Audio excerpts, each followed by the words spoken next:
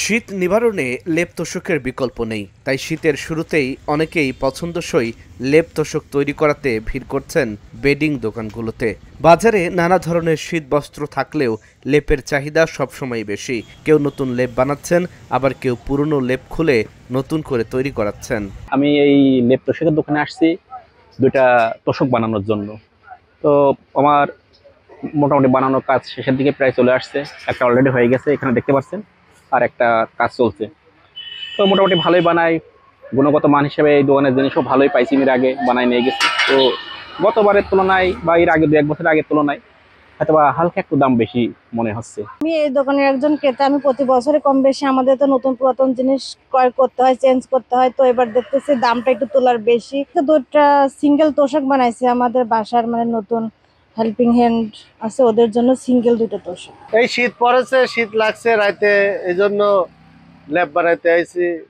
বাড়িতে কম্বলে হচ্ছে না, 5 ল্যাব বানাইলাম, 2400 টাকা খরচ হলো।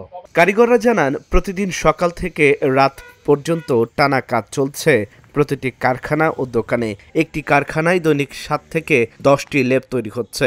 এই শীতকালে ধরেন খুব অসুবিধা, আমার অস্থির হয়ে যায়। আমরা বানাই 5, 7টা, 8টা, 10টা যা হয়, গদির ল্যাব সব কিছু। প্রতিটা লেপ বানাতে কোনোটা 4 হাত, 5 হাত, 1400, আবার 5 হাত, 6 হাত বানাতে 1600, 1800, 2000, মানে প্রকার ভেদে যে ধরনের জিনিস নেয় সেই ধরনের দাম। এবার তুলা কাপড়ের দাম অনেক বেশি। কাপড় ধরেন 35 টাকা গজ যেটা ছিল ওইটা 40 টাকা হয়েছে। সব জিনিসেরই দাম বাড়ছে। আমাদের বর্তমান এখন শুরু করি শীত পর্যন্ত যে বেচাকেনা শুরু হয়েছে, আশা করি সামনে আরো আগ পর্যন্ত বেচাকেনা আরো বেশি কিছু হবে, আশা আছে। লেপ তৈরিতে ব্যবহৃত তুলার মধ্যে কার্পাস তুলা প্রতি কেজি 160 থেকে 180 টাকা, ফাইবার তুলা 160 থেকে 180 টাকা, শিমুল তুলা 400 থেকে 450 টাকা এবং তোশকের জন্য গার্মেন্টস তুলা 40 থেকে 60 টাকা কেজি দরে বিক্রি হচ্ছে। এছাড়া লেপ তৈরির কাপড় প্রতি গজ 40 থেকে 50 টাকা এবং তোশকের কাপড় 60 থেকে 80 টাকা। কারিগররা একটি লেপ তৈরিতে 300 থেকে 350 টাকা এবং তোশক তৈরিতে 200 থেকে 250 টাকা মজুরি নিচ্ছেন। জিনিসপত্রের দাম বাড়িয়েছে, কাপড়ের দাম বাড়িয়ে গেছে, তুলার দাম বাড়িয়ে গেছে, সবকিছু বাড়িয়ে গেছে, কিন্তু আমার মজুরি বাড়ে না, সব জিনিসের দাম বাড়িয়ে গেছে। হ্যাঁ, মজুরি আগেকার মতনই।